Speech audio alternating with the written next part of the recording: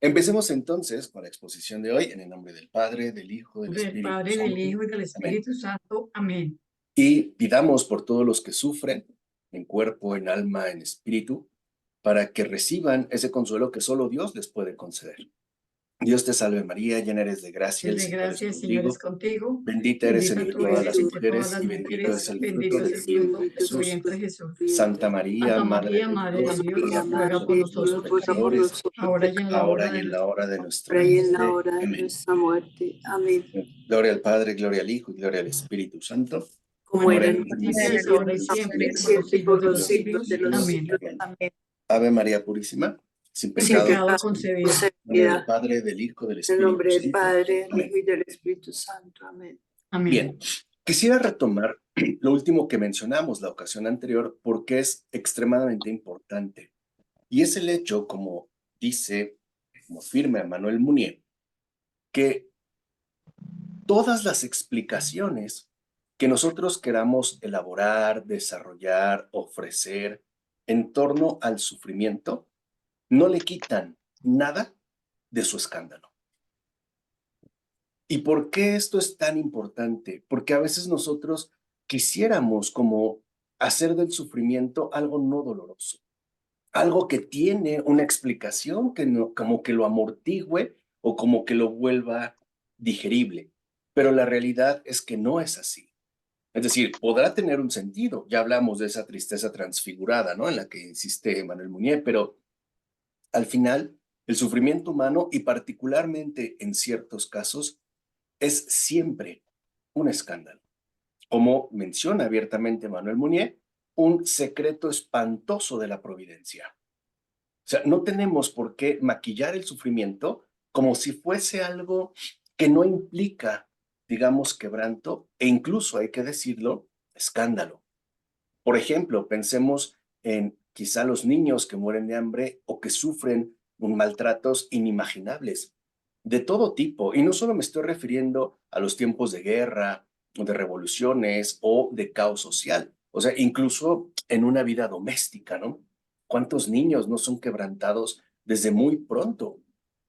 Y por más que nosotros queramos elaborar una explicación o decir algo al respecto, al final eso no le quita, ¿no? En realidad su escándalo. Es decir, al final, ¿no? Debemos entender algo. El sufrimiento es humanamente indigesto. No se puede asimilar del todo. Y eso no lo olvidemos. O sea, no queramos hacer del sufrimiento una especie eh, como de hecho extremadamente positivo. No lo es. Gracias a Dios se transfigura, pero no le quita su dolor, no le quita su carga, no le quita su espanto. Pensemos en Jesús. Jesús no va riendo en la pasión. ¿No? Está siendo literalmente triturado. Y si nos escandaliza que eso suceda en carne humana, imagínense tratándose del mismo Dios. Entonces, esto es muy importante, repito, porque a veces podemos asumir una especie de optimismo ingenuo, ¿no? Donde puede haber una persona sufriendo por tal o cual motivo o bajo tal o cual circunstancia y como que queremos endulzar la situación. No te preocupes, todo va a estar bien, mira, es por algo, es por un bien mayor. Sí es cierto, o sea, hay algo de ello, pero eso al final no le va a quitar al sufrimiento, vuelvo a repetir, como ese fondo escandaloso que posee. ¿No? Y por ello, también como insiste también eh, Emmanuel Mounier, nosotros debemos aprender a amar en el sufrimiento, no evadirlo. Es decir, así como nosotros somos capaces, por ejemplo, de amar a una persona en su buena fortuna o en sus momentos eh, brillantes, ¿no? Destacados, etcétera, también tenemos que aprender a amar a una persona en su quebranto, en su dolor, es decir, como sufriente. El disfraz, a ver, un poco lo que quiero decir es muy sencillo. El sufrimiento no es un disfraz, ¿no? Que se coloca por encima. No. El sufrimiento es algo que nos traspasa por completo, que lastima, es herida. Y al final es herida profunda. Vuelvo a repetir, no es simplemente, ¿no? Como un disfraz que podemos adoptar o no. Y eso se aplica tanto al nivel personal como al nivel de los demás. Es decir, también debemos aprender a amar al otro en su sufrimiento. No querer como evadirlo, dando a veces, les digo, explicaciones precipitadas, ¿no? Al grado de que incluso seamos capaces de amar a Dios en lo que hace, aun cuando sea humanamente escandaloso. Y esto es normal. ¿Por qué es normal? Porque los caminos de Dios no son nuestros caminos. Y esto hay que entenderlo. Dios no es de este mundo. No es de este mundo. Entonces no se ajusta, no se acomoda, no cabe en los criterios o los principios establecidos a los que quizá estamos acostumbrados. Por ejemplo, hay un modo arcaico de pensar que consiste en afirmar que al bueno le va bien y al malo le va mal. La verdad es que no es así. Hay muchas personas literalmente buenas que la han pasado muy mal, ¿no? Que han sido literalmente quebrantadas, ¿no? Pero eso sí hay que entender, muchos sufrientes en este mundo han sido quebrantados por Dios por amor. Y que al final es un amor incomprensible, un modo, ¿no? Que nos puede parecer sumamente extraño, vuelvo a repetir, como sumamente escandaloso, ¿no? Y eso es un trago amargo que a veces no queremos aceptar. O sea, un poco lo que quiero entender, que digo que se entienda, es que al final, como ya habíamos visto con Guardini también y antes, Dios es misterio. No es como eh, un cálculo racionalmente claro. Dios es misterio. Hay gente que lo intuye, por ejemplo, hay gente que ha dicho y con sinceridad, ¿por qué parece que Dios se lleva a los mejores y deja a los peores? ¿No? ¿O qué había hecho este pequeño niño para sufrir tanta atrocidad? O pensemos el pueblo judío en el Holocausto, ¿no?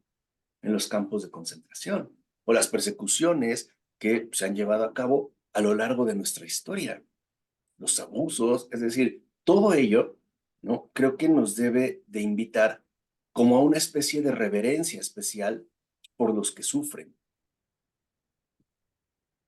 O sea, reverencia en el sentido de reconocer que ahí hay un misterio grande que nos desborda y que no puedo acomodar o que no puedo empaquetar como si fuera un regalo maravilloso, porque la verdad es que no lo es.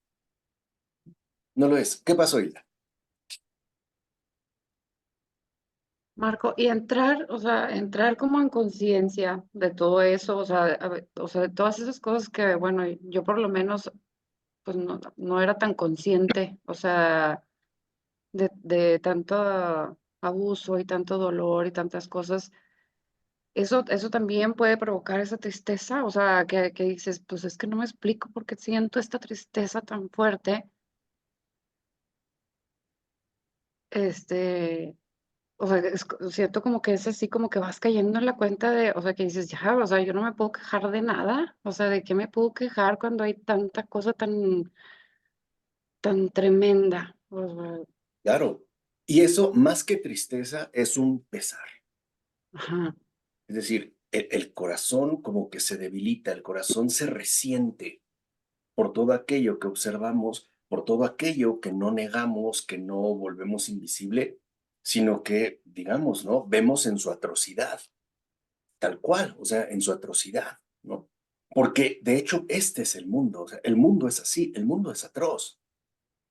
No obstante, nosotros como cristianos no estamos llamados a minimizar el dolor, estamos llamados a contemplarlo en base a nuestra estructura creyente. Esa es la gran diferencia. Es decir, aceptar que el dolor es dolor, que claro, ahí habrá un gran bien, pero que no podemos como negar digamos, ese pesar que produce, ¿no? A lo mejor tanta desdicha. Y también aprender que como creyentes estamos llamados a llevar a cabo una especie de comunión en el infortunio. Es decir, que también seamos cercanos de los desdichados, de los abandonados, de los quebrantados. Vamos a decirlo así, en términos contemporáneos, ¿no? No solo somos compañeros de los exitosos, también de los fracasados, de los quebrantados, vuelvo a repetir, de los dolientes, porque nuestro corazón cristiano tiene cabida para todos, así como están.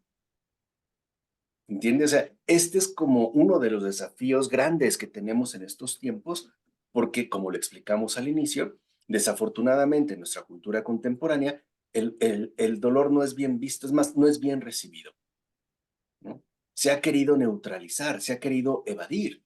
Incluso asociamos dolor con algo negativo que no puede tener cabida en nuestra vida. Pero esto es, digamos, parte de nuestra modernidad, es decir, es parte, ¿no?, de nuestra cultura, si así lo quieren ver. Pero también esto niega que la vida en la que nos encontramos, pues no es sencilla, no es absolutamente sencilla. No nos podemos explicar, en definitiva, los caminos de Dios. Y por eso muchas veces lo que nos queda es contemplar en un silencio respetuoso su obra y la manifestación de su obra, ¿no? O sea, creo que esto se ha referido el Papa Francisco en varias ocasiones cuando ha dicho que hay casos en los que no es posible hablar, no es posible decir algo, no es posible querer hacer como un truco, ¿no? Donde se ve mal, pero mira, aquí hay un conejo. No, no es así. Porque también entendamos que somos una humanidad doliente que nos involucra y nos compete a todos. Y esa es la comunión, es decir, lo que menciona Silda, a lo mejor no hemos tenido tantos padecimientos concretos como una persona, pero a mi corazón no le es ajeno. Emocionalmente los comparto, emocionalmente los recibo. Y eso es lo cristiano, porque Dios ha aceptado todo de nosotros, vamos a decirlo así, lo bueno y lo malo, ¿no? Nuestras grandezas, nuestras debilidades, nuestros dones, nuestros pecados. Y lo mismo nosotros con los demás. Debemos de aceptar, ¿no?, una situación de quebranto y contemplarla como lo que es decir, un sufrimiento que escandaliza, pero que no por ello me aparta, ¿no? Que no me hace mirar a otra parte, que no busco maquillar la situación, simple y sencillamente, ¿no?, que la reconozco y la acojo en mi corazón, con el pesar que eso produce. ¿Qué pasó, Elizabeth? Eh, Profesor, quiero preguntar, ¿cómo hago yo para saber el límite entre el dolor que estoy aceptando y no llegan a ser carga para los que me están rodeando? Ok. Uno, entender que el dolor, digamos, que se me está ofreciendo es de dos tipos, ¿no? Vamos a llamarle un dolor directo, un dolor indirecto. Un dolor directo, por ejemplo, es una enfermedad, una crisis, una pérdida. Un dolor indirecto es aquel como el que menciona Hilda, cuando me entero a lo mejor de la tragedia que ha atravesado una persona. Esto, en definitiva, es algo que yo no rechazo, que acojo en mi corazón. Pero ahí está la clave. No lo llevo solo. Y eso es a lo que quería llegar. Porque el escándalo del sufrimiento se aterriza en Cristo.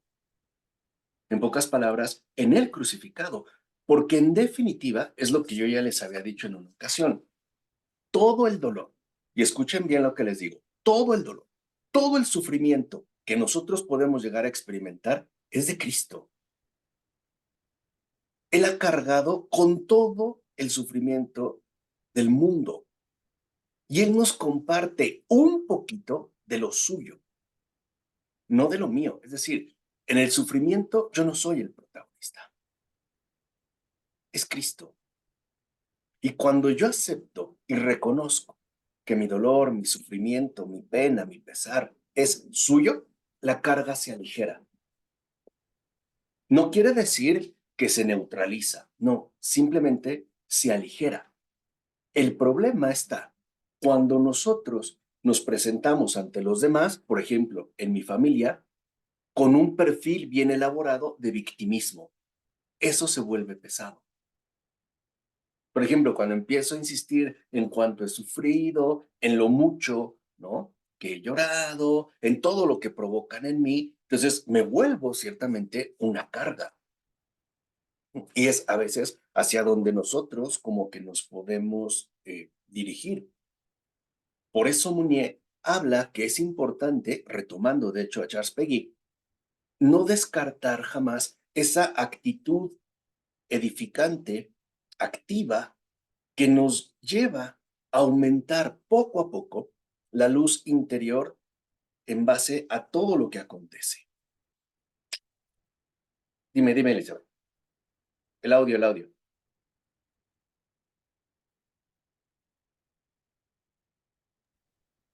Es que no entiendo, profesor, la diferencia entre el aceptar el dolor y el victimismo.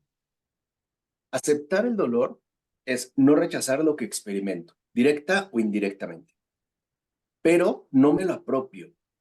O sea, no dejo que se apodere de mí. Lo recibo, pero al mismo tiempo lo reconozco como algo que Cristo me ofrece. Esto es por Él y es para Él.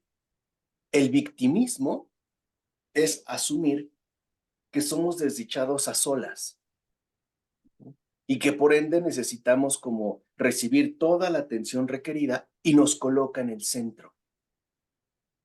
Ese es el victimismo.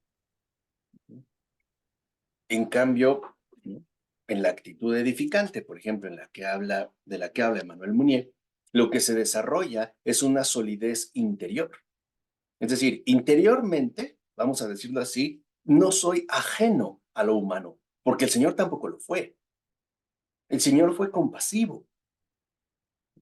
Por ejemplo, pensemos en un caso, ¿no? Creo que ya una vez se los había comentado. ¿Por qué cuando llega Jesús ante la tumba de Lázaro llora? ¿Qué dijeron los que estaban alrededor? Cuánto lo quería, ¿no? Su gran amigo. De hecho, era su mecenas. Porque, como decimos en México, el que tenía billete era Lázaro. ¿Cómo sabemos? Porque vivía en Betania. Betania, en esos tiempos, cerca de Jerusalén, era como Beverly Hills de ahora, para que se den una idea. 2, tenía un sepulcro privado para él solito. Eso solo los muy pudientes. Es más, cuando Jesús es invitado a las bodas de Canaán con el vino y María le dice a vino, no, le dice que no hay vino. Esto nos dice que, por decirlo de alguna manera, ¿quién fue el padrino de vino? Jesús. Pero ¿quién pagó?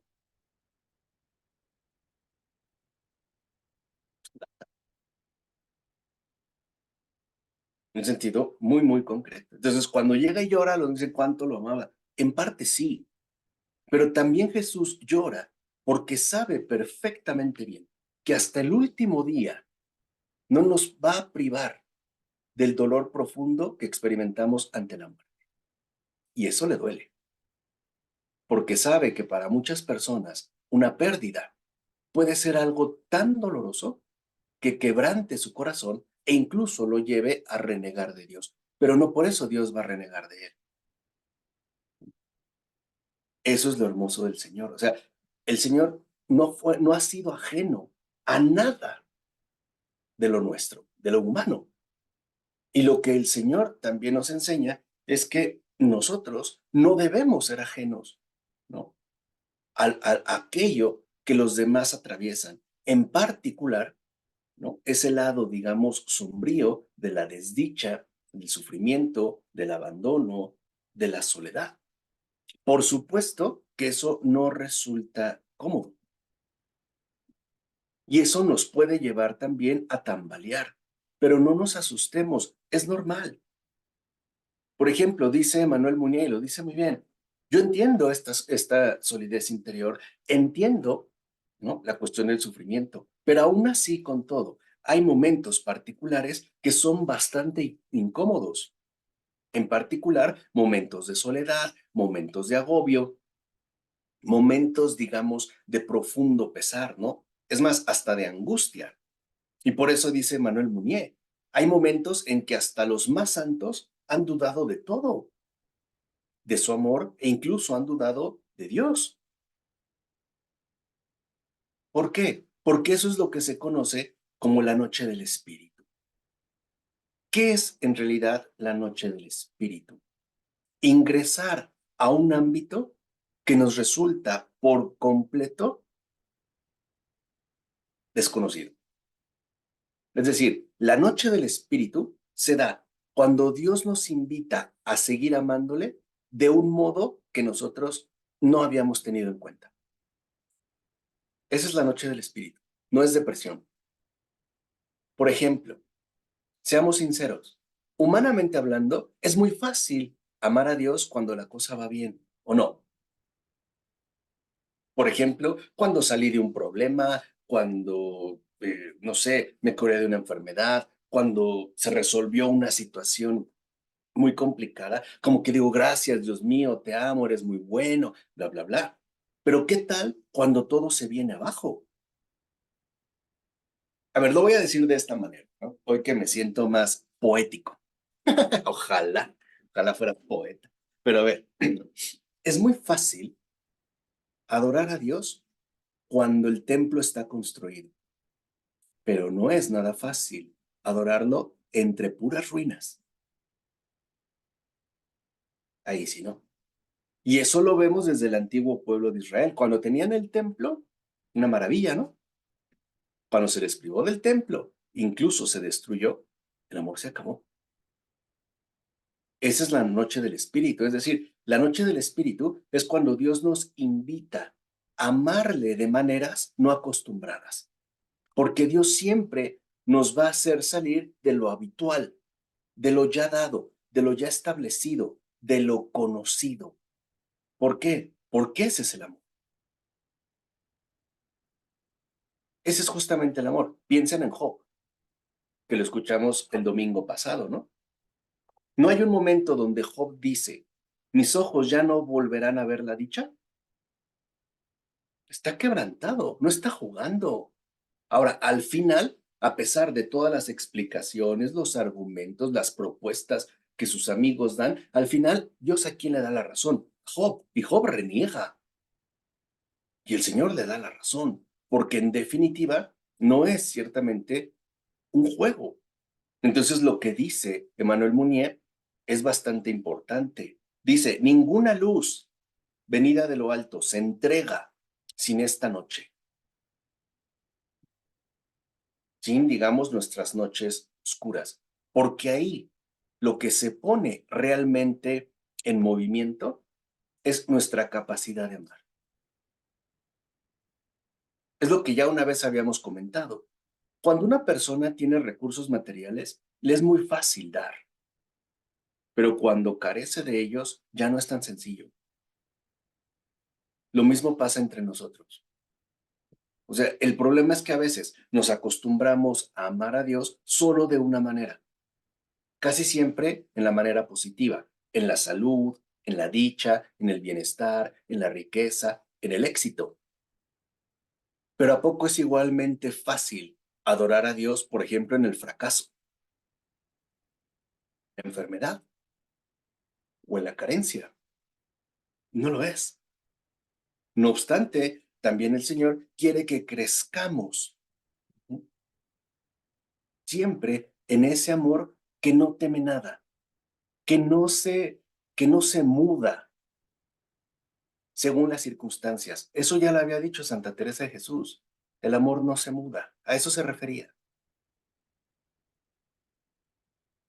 Nosotros tendemos siempre, ¿no?, a mantener una actitud, vamos a decirlo así, amante, es decir, basada en la caridad, en la medida en que las cosas marchan bien. Pero cuando no marchan bien, tendemos ciertamente incluso a renegar, a apartarnos o, definitiva, ¿no? A, como a molestarnos. ¿Por qué nos molesta? Porque resulta incómodo. El Señor se incomoda.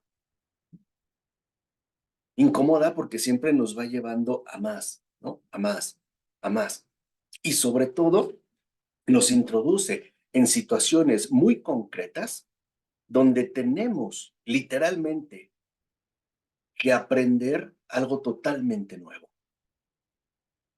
Y esto se empieza poco a poco. Por eso ya lo habíamos dicho, ¿no? En unas clases anteriores. Empecemos a darle gracias a Dios también por este resfriado, por esta torcedura de tobillo, ¿no? Porque se fue la luz,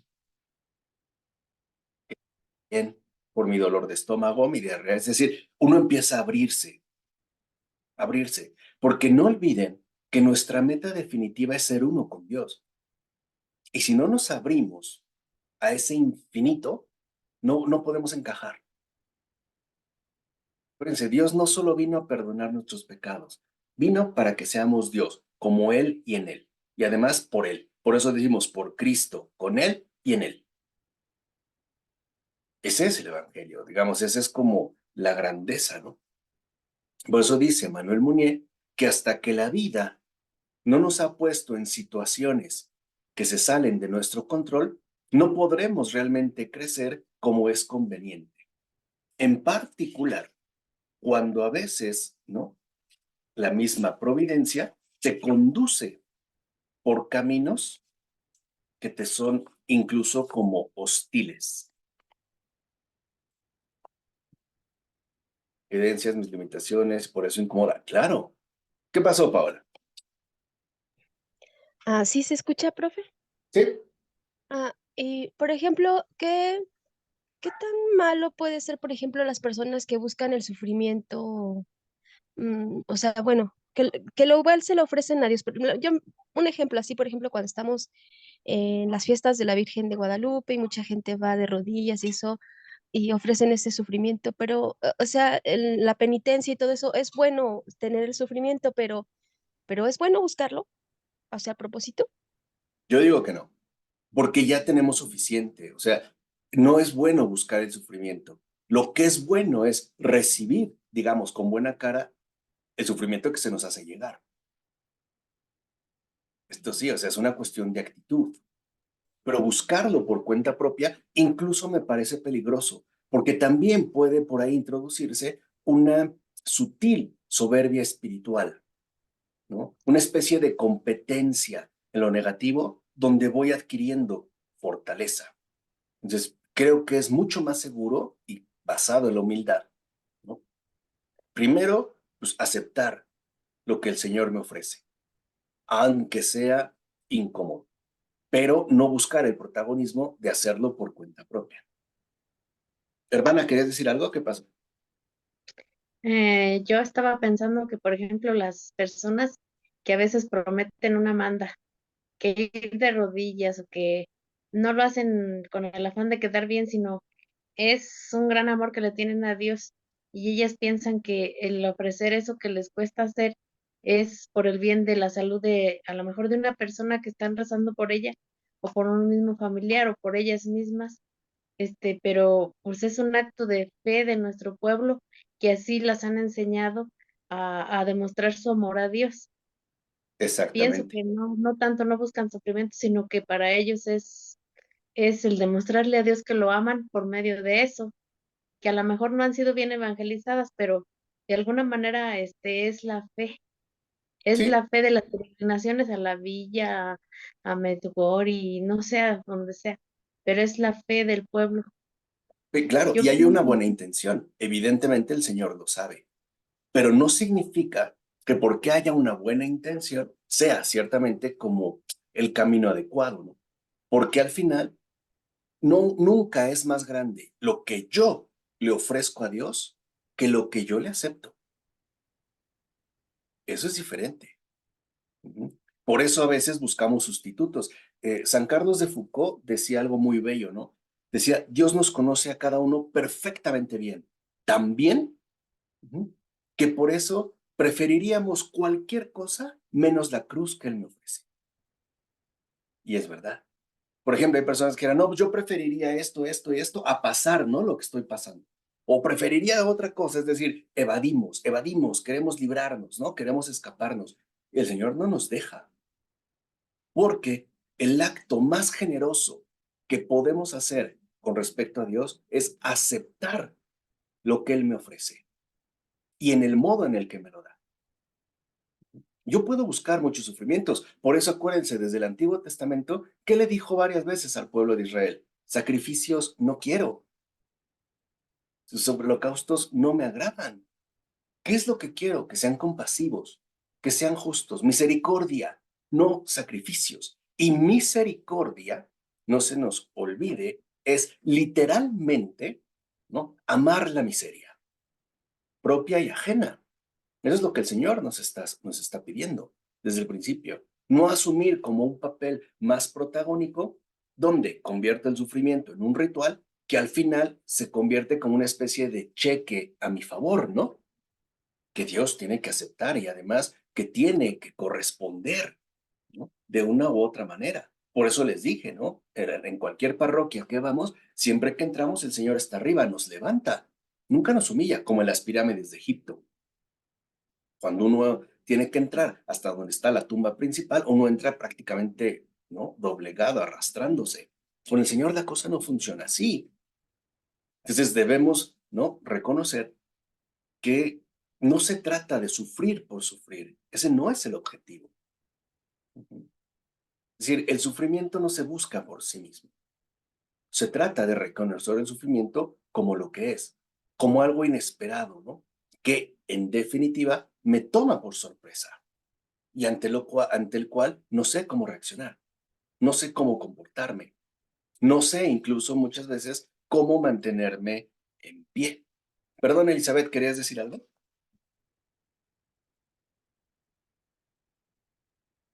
No, profesor, ya usted contestó la pregunta. Yo quería decirle que si Dios permite que yo me maltrate mi cuerpo para pedir un favor o algo así, es decir, maltratarme yo mis rodillas por pedir algo, ¿eso está permitido? ¿Está bien visto ante los ojos de Dios? No.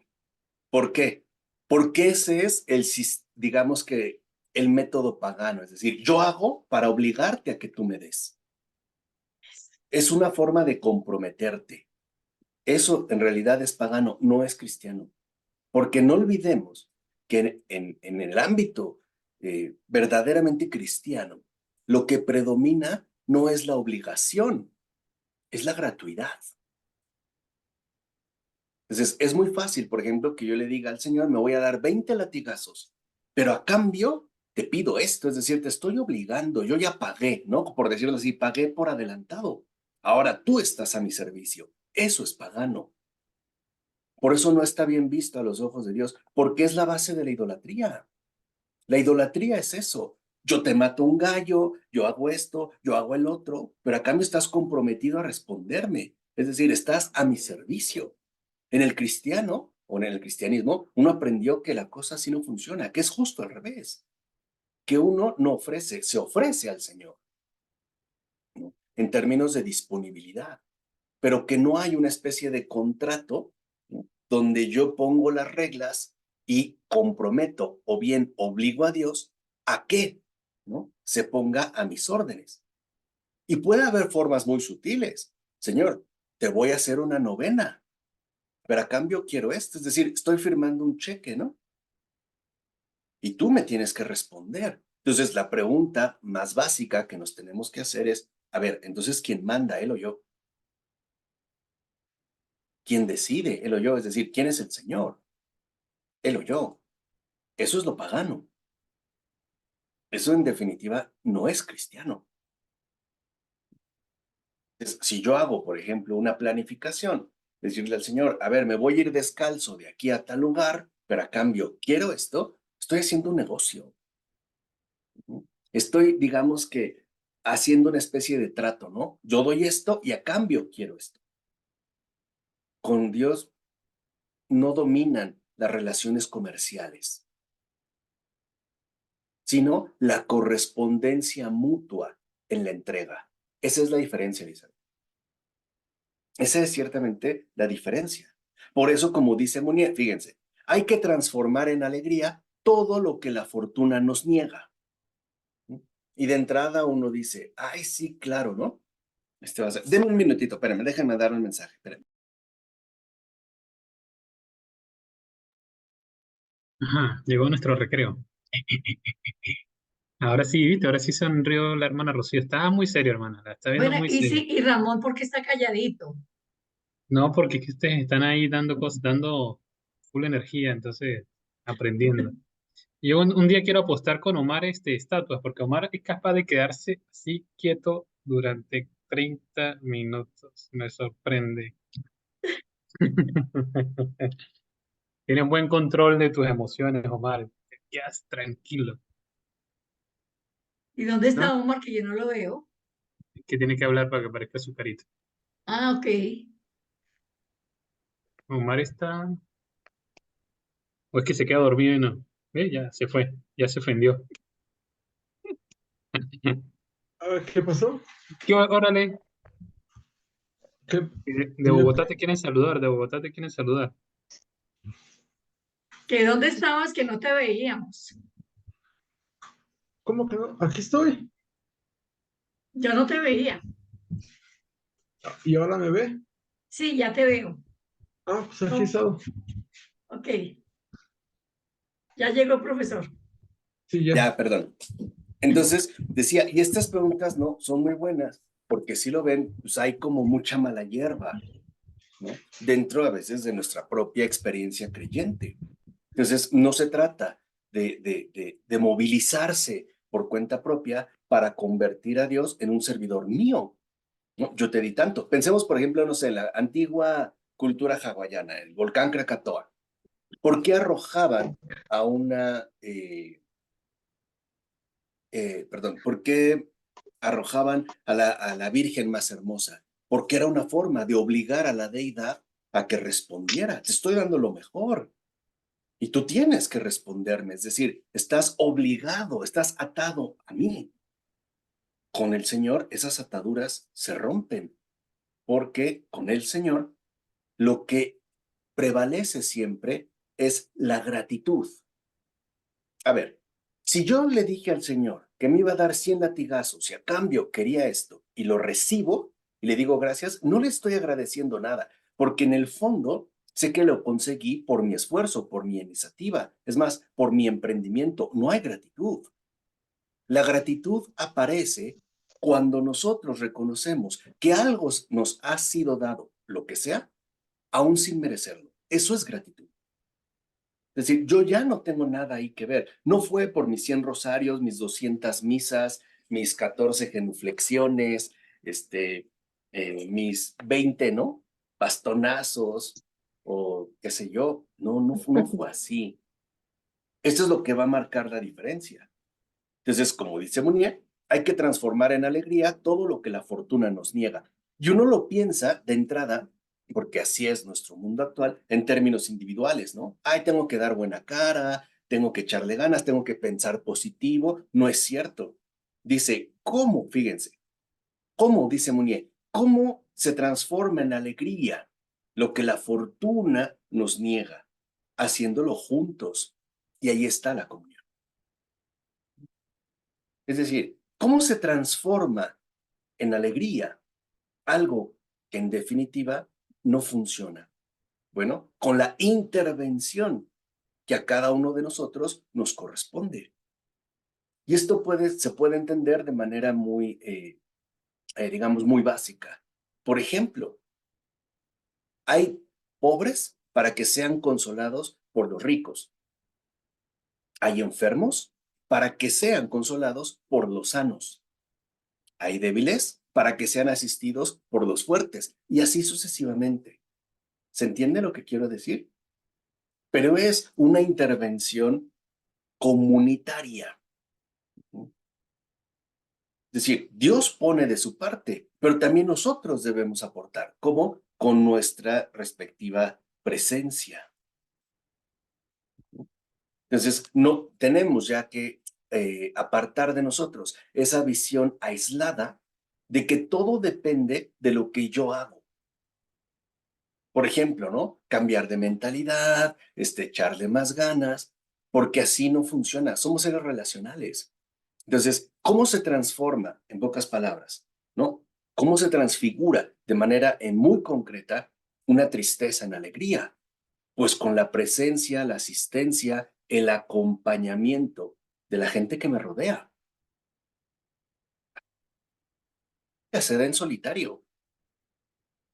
¿Cuál es uno de los problemas en el mundo contemporáneo? Cada quien está metido en lo suyo. Somos individualistas y no por mala voluntad, por estructura social. El individualismo forma parte, ¿no?, de nuestra estructura. Hemos perdido de vista la dimensión comunitaria de nuestra propia experiencia humana.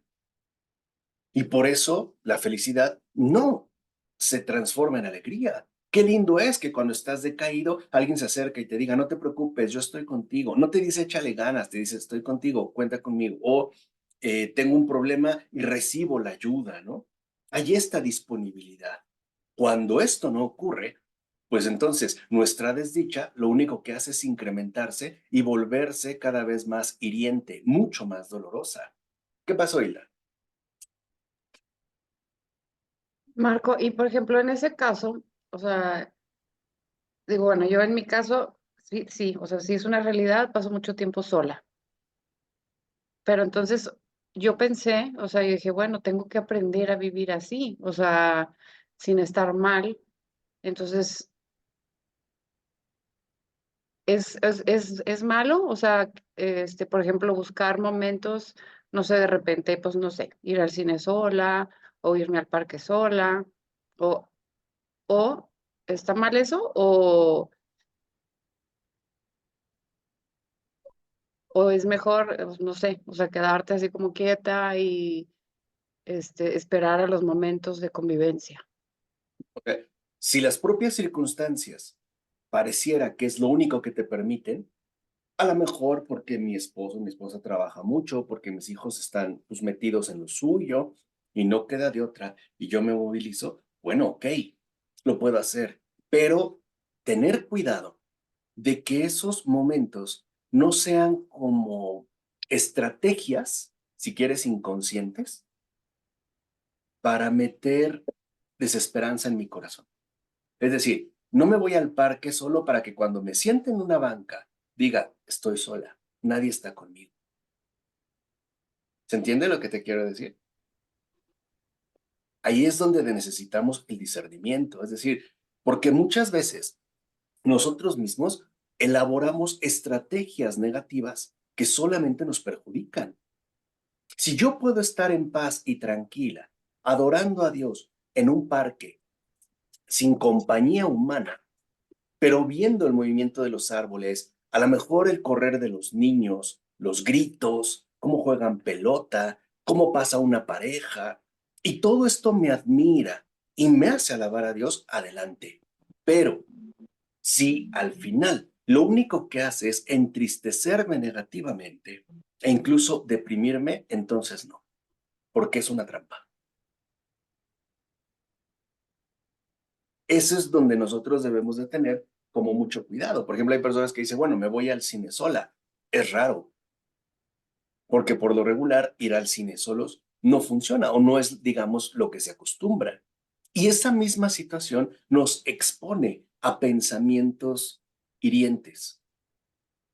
Por ejemplo, estar yo sola en el cine y adelante una pareja que se está abrazando o entra una familia y están comiendo palomitas o una bola de amigos. Y yo lo que hago es sentirme más solo, más abandonado. Salgo deprimido y con ganas de morirme. Es decir, no solo cuenta, ¿no?, la intención, sino la situación en la que eso se da. Si yo reconozco, por ejemplo, esos momentos donde no tengo compañía humana o cercanía de mi esposo o de mis hijos, pero los quiero consagrar a mirar lo que ocurre y a dejarme sorprender por lo que sucede, es decir, dejando de pensar en mí, adelante. Pero si todavía no soy capaz, mejor no me expongo. Mejor lo evito. Entonces, no es que esté mal, es que depende, en definitiva, cómo esté ciertamente nuestro corazón. porque a veces tenemos hábitos de vida que no nos son convenientes. Y a veces nosotros mismos, por así decirlo, nos ponemos trampas. Porque seamos sinceros, como humanos somos expertos en hacernos daño. Y eso sí al Señor no le gusta. Bien expertos en hacernos daño. Entonces, por ejemplo, una persona que abra un álbum familiar, ¿para acabar llorando? ¿O para agradecer el don recibido? Es decir, ¿a dónde me lleva? Y por eso, como decía el Señor, pues no debemos de ser ingenuos, ¿no? También astutos como las serpientes, que saben en qué cueva, en qué madriguera se meten y, ante todo, con qué intención. ¿Qué pasó, hermano? Es que estaba pensando que, por ejemplo, nosotras nos dicen, no debes de estar tanto tiempo sola y con la fraternidad, cuando es momentos de fraternidad todas juntas, pero sí hay hermanas que les gusta como aislarse y estar solas, pero no es tanto porque les guste, sino porque prefieren mejor estar solas que acompañadas. Por ejemplo, con nosotros, nuestra forma de vida, pues, la fraternidad, y y dicen que la soledad se puede ver solo para estar con Dios o con tus pensamientos, pero positivos, pero es como todo, hay momentos de soledad y hay momentos de compañía, hay momentos de fraternidad, pero tiene uno que combinarlos, porque si no también sería como un escape para no, ¿cómo se podría decir la palabra? Para no involucrarme con los problemas de los demás o simplemente el no querer sufrir, porque si voy a amar al otro, tengo que estar allí y eso me implica sufrimiento también. Y luego muchas veces prefiero estar solo. Claro, incomodidad. Es decir, debemos distinguir, Hilda, entre soledad y aislamiento.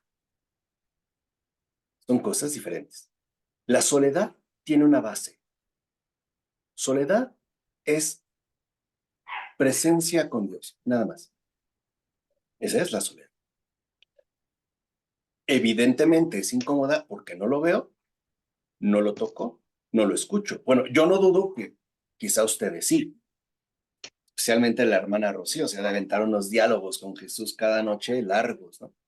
La mayoría no, ni lo vemos ni lo tocamos.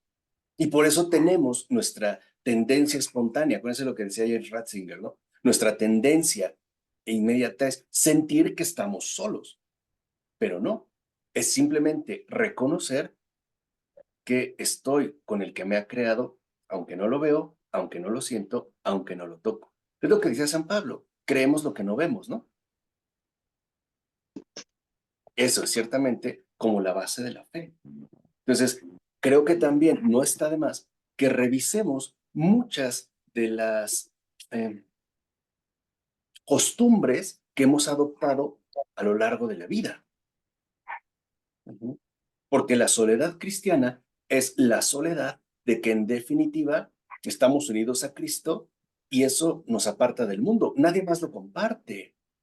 Por ejemplo, a veces quisiéramos hablar de estos temas y nos mandan mucho al carajo. No nos quieren escuchar, ni siquiera en la familia, o ni con la pareja, o ni con los hijos.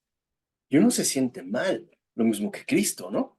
Es decir, uno ahí está ciertamente unido con Cristo. Entonces, a veces nuestras prácticas ordinarias de vida están como desordenadas y en lugar de beneficiarnos, nos perjudican. Por ejemplo, la oración es un momento de soledad, pero soledad porque Dios está ahí, nada más. Nada más. No lo veo, a lo mejor no lo siento, pero Él está ahí. En cambio, el aislamiento es diferente. Es como en la cárcel, ¿no? Nadie te ve, nadie te habla, nadie está en contacto contigo, y eso ciertamente pues nos quebranta, ¿no? Entonces, por eso Emmanuel Mounier dirá que, como dice Peggy, el cristiano sabe hacer aguas claras con aguas fangosas, aguas limpias con aguas sucias.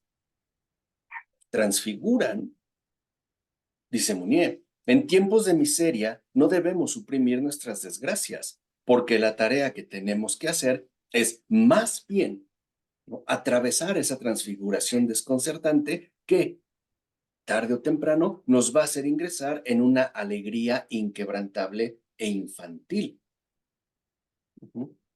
¿Por qué lo escribe en este momento en particular, Munier? Porque su hija se enferma de meningitis. Y cada vez se pone peor. Entonces dice Munier, ahorita, le escribe a su esposa, me siento profundamente tranquilo y confiado ante la recaída de la niña. No temas contármelo todo. Porque en nuestras pruebas, en nuestras dificultades, en nuestras desdichas, qué poco y qué mal realizamos la situación cristiana. La de ser ciertamente caminantes. Es decir, no debemos olvidar que cada uno de nosotros se dirige a un fin, a una finalidad ya dada, aunque eso no quite las incomodidades del trayecto. Por ejemplo, pensemos que Hilda va a hacer un viaje a París, pero el viaje estuvo feo, estuvo incómodo. Se retrasó el avión, le cambiaron el vuelo, el aire, no sé, acondicionado no funcionaba, se le perdió una maleta, pero sabe a dónde va. Es decir, su finalidad no desaparece y cuando llega, todas las molestias finalmente, ¿no? Se esfuman. Por eso dice Emmanuel Munier, y creo que tiene razón. A veces nosotros nos estancamos porque solo vemos las molestias presentes y perdemos de vista el fin al que nos dirigimos. La comunión plena con Cristo. O, si lo quieren llamar así también, pues la vida eterna, ¿no? Dice, y qué fácil es que nosotros como cristianos nos quedemos detenidos en lo inmediato. ¿Por qué en lo inmediato? Porque se siente, ¿no? O a ver, creo que está clara las cosas. Cuando atravesamos un mal momento o un muy mal momento, no es verdad que ni nos acordamos de eso, o no es algo en lo que estamos como atentos, nos quedamos en las incomodidades, ¿no? Vuelvo a insistir, a lo mejor como en el trayecto, ¿no? Entonces, aquí también, ciertamente, Manuel Munier dice, tengamos cuidado y no nos dejemos hundir por las decepciones del tiempo. Porque para nosotros lo que verdaderamente cuenta no es el tiempo, es la eternidad. Y uno va aprendiendo. Entonces, debemos también reconocer que vamos haciendo, como dice Manuel Munier, el ensayo poco a poco, en pequeños pasos, ¿no? En avances diminutos, pero genuinos. Entonces debemos también darnos cuenta en qué medida tiendo a hacerme daño yo mismo. A veces con mis propios pensamientos, con mis actitudes o con mis malos hábitos. Porque nadie nos puede hacer más daño que nosotros mismos. Y eso es ciertamente de lo que el Señor pues nos quiere librar. Por ejemplo, los pensamientos juegan un papel importantísimo. A veces no son las circunstancias las que más nos dañan, sino toda la cascada de pensamientos que nosotros mismos generamos y no la frenamos, no la detenemos. Y acuérdense, ningún pensamiento es neutro, ninguno. Siempre un pensamiento que se deja crecer genera emoción. Siempre. Y cuando el pensamiento ya pasó a ser emoción y nosotros lo dejamos crecer, entonces se transforma en reacción. Entonces también debemos de estar como al pendiente de los pensamientos que tenemos, ¿no? Por eso, como una vez lo habíamos comentado, la cercanía que estamos tratando de llevar a cabo entre nosotros, lo ideal, lo había comentado Edgardo, es que pudiéramos tener un acercamiento físico, no es posible.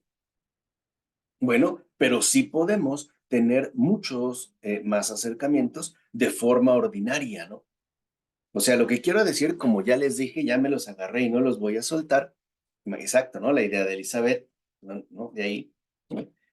Es que en el chat de la cuestión del dolor, yo ya nada más le voy a cambiar el nombre, ¿no? Porque se supone que la siguiente semana es la última sesión de este tema. Pero vamos a seguir. Les dije, no se sientan comprometidos, ¿no? Si no quieren, no. Mi idea es continuar. Pero que también nos vayamos abriendo más a la realidad de la fe. Es decir, a las dificultades que tenemos, como si fuera una especie de diario compartido.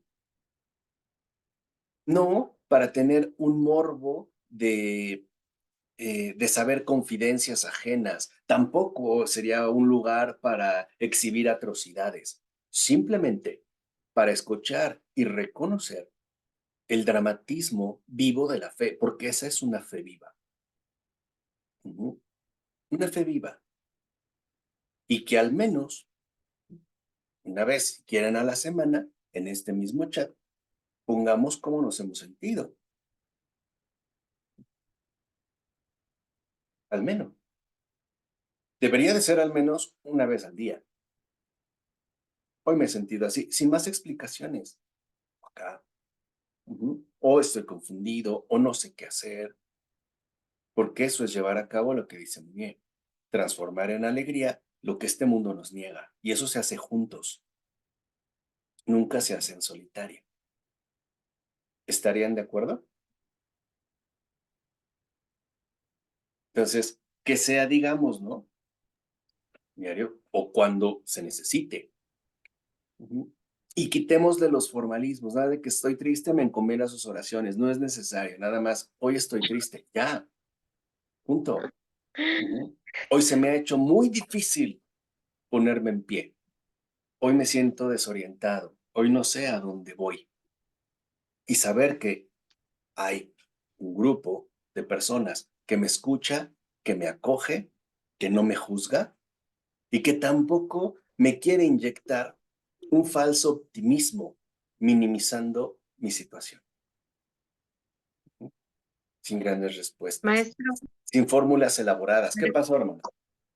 es que también, bueno, yo siento que cuando nos dices por quiénes vamos a orar, la verdad yo no los conozco, yo no por nombre, porque así como que siento que estoy rezando, sí rezo por ellos, pero a mí me gustaría conocerlos más.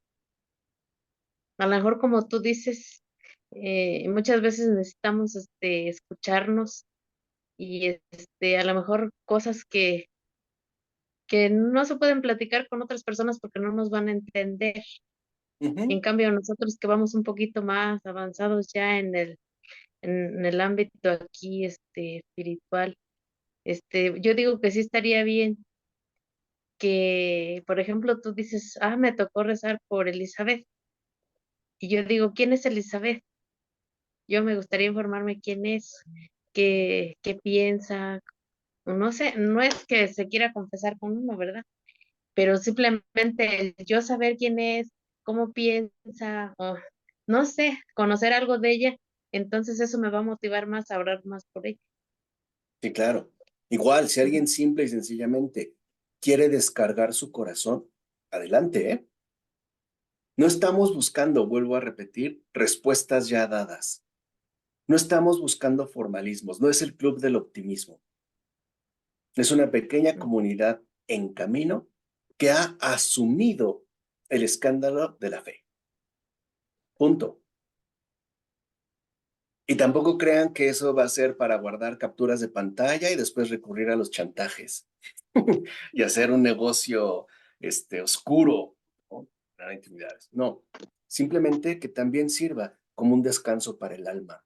Puede ser una frase, me siento solo, o puede ser una especie como de apertura, pero saber que contamos los unos con los otros. O yo pienso que, ay, hoy he hablado mucho. Yo pienso que nos deberías de dejar un ratito en la clase o no sé, un momento en que cada uno se presentara y dijera, porque no nos conocemos, la verdad, no. Ok, O sea, miren, y así ya uno vamos a hacer esto entonces para el siguiente viernes. Tenemos una tarea. Nos vamos a presentar, es decir, nuestro nombre, dónde vivimos, a qué nos dedicamos, son las formalidades, y después viene lo importante. Vamos a decir cómo ha sido nuestra relación con Cristo. ¿Cómo ha sido, ¿Cómo ha sido? ¿Qué Algo, pasó, Elizabeth? algo importante que a mí me parece, profesor, es cómo ha sido mi experiencia personal a través de toda esta formación que yo he recibido. Qué bueno poderla comentar en este grupo, yo le decía a Edgardo, porque es la comunidad que está manejando un lenguaje. Y entonces al escucharnos nos vamos a entender y saber de qué es lo que estamos hablando. Yo no puedo hablar de esto con otra persona extraña, ni con una amiga, ni con mi hijo, porque me van a cuestionar o quién sabe qué van a pensar de mí. Con esta comunidad sí, porque estamos manejando el mismo lenguaje. Entonces, qué bueno que empecemos por lo que usted nos está sugiriendo. Y también a mí me gustaría cómo estoy atravesando lo que estoy aprendiendo en esta formación, cómo me está yendo, cómo me estoy sintiendo. Ok, claro, adelante, para eso lo dedicamos el otro viernes. Pero sí, no perder de vista cómo ha sido mi relación con Cristo y mi vida de fe. Porque ahí creo que todos tenemos mucho que decir. ¿De acuerdo? ¿Preguntas, dudas, comentarios? ¿Amenazas? ¿No? Vale, entonces vayámoslo pensando para el próximo viernes. Igual en algunas temáticas, siempre, ¿no? O sea, digamos, traer el planteamiento, pero también el aterrizaje, ¿no? A nuestra experiencia carnal, es decir, a nuestra experiencia de vida, porque ahí es donde se da, pues, este enriquecimiento, ¿no? Y también donde se da la intervención del Espíritu Santo, porque a lo mejor por ahí nos llega la palabra que estábamos necesitando, ¿no? Y que a veces, por no contar con el espacio adecuado, no llegó.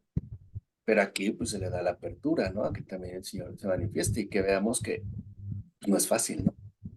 Seguir a Cristo. Pero vale la pena. Eso sí. ¿Vale?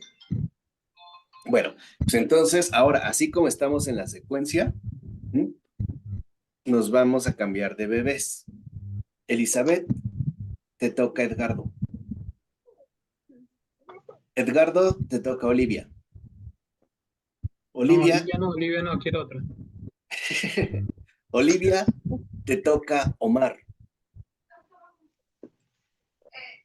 Omar, te toca Paola.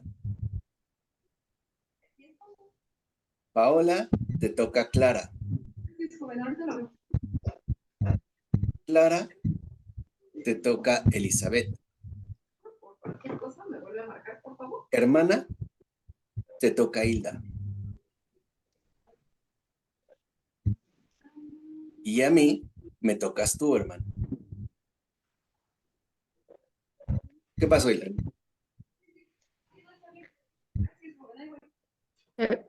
Se me hace que no escuché. ¿Y yo por quién voy a rezar? Ah, es cierto. Pues tú vas a rezar por todos, Hilda. Bueno, Todos. Ahora te tocaron 3, 6, 7 septillizos. ¿Qué pasó, Paola? Está bien, a mí, profe, que me toque Clarita, pero la semana antepasada también me tocó ella, no importa, ¿verdad? No, no importa. Ah, bueno, sí. Así como digamos, estamos aquí dados y en conjunto. Entonces ya tenemos todo el encargo, ¿eh? ¿Y quién Ya va a sabemos. orar por el profesor? ¿Quién va a orar? Ah, sí. Todos, Hay falta. Ah, es cierto, pues yo. Todos. Hilda. Todos. todos, porque necesita más paciencia. Ok, vale. Entonces ya tenemos el encargo y ya nos comunicamos ahora sí más profundamente el próximo viernes. Que tengan muy bonita noche y también muy bendecida semana.